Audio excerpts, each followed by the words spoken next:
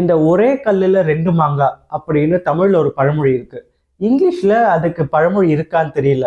One stone two mangoes இருக்கான்னு தெரியல. ஆனா ஒரே வார்த்தையில ரெண்டு அர்த்தம் இங்கிலீஷ்ல இருக்கு. அதுக்கு நிறைய எக்ஸாம்பிள்ஸ் இருக்கு. ஒரு எக்ஸாம்பிள் பார்த்தீங்கன்னா ரெஸ்யூம், ரெஸ்யூமே. அதை பத்தி ஒரு வீடியோ ஆல்ரெடி போட்டிருப்பேன். ரெஸ்யூம்னா ஒரு விஷயம் பாதிலேயே முடிஞ்சு அதை திரும்ப தொடங்கும் போது. ரெஸ்யூமேனா நீங்க இன்டர்வியூக்கு போகும்போது கையில் எடுத்துக்கிட்டு போற பயோடேட்டா, கரிக்குலம் விட்டேன்னு சொல்லலாம். இந்த மாதிரி ஒரே கல்லுல ரெண்டு மாங்காய், ஐ மீன் ஒரே வார்த்தையில ரெண்டு அர்த்தம் இங்கிலீஷ்ல வர்றதால தான் ப்ரொனன்சியேஷன் மாறும். ஒரு எக்ஸாம்பிள் பார்த்தீங்கன்னா கண்டக்டர், பஸ்ஸில் இருக்கிறவரை கண்டக்டர் சொல்லுவோம், ஏன்னா ஈ கண்டக்ட்ஸ் த பஸ். ஆனால் நம்ம ஸ்கூலில் டிசி கொடுக்கும்போது ஒன்று சொல்லுவாங்க, காண்டக்ட் சர்டிஃபிகேட். இந்த மாதிரி அதுவும் ஸ்பெல்லிங் அதே தான், கண்டக்ட், காண்டக்ட்.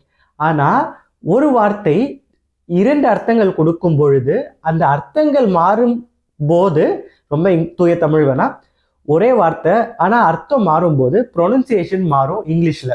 இந்த மாதிரி நிறைய வேர்ட்ஸ் இருக்கு. உங்களுக்கு தெரிஞ்ச ஒரே வேர்ட் இன்னொன்று, கண்டென்ட் ரைட்டர், கண்டென்ட் ரைட்டர்னு சொல்கிறோம், அவர் கான்டென்ட் ரைட்டர்.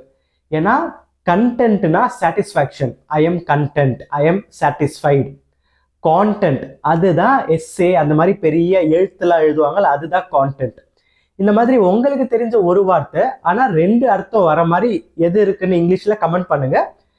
எனக்கு தெரிஞ்சா நான் அதை பார்த்துக்கிறேன், தெரியலன்னா கற்றுக்கிறேன். வீடியோ பிடிச்சிருந்தா லைக் பண்ணுங்க, மறக்காம சேனலை சப்ஸ்கிரைப் பண்ணுங்க. பாய்.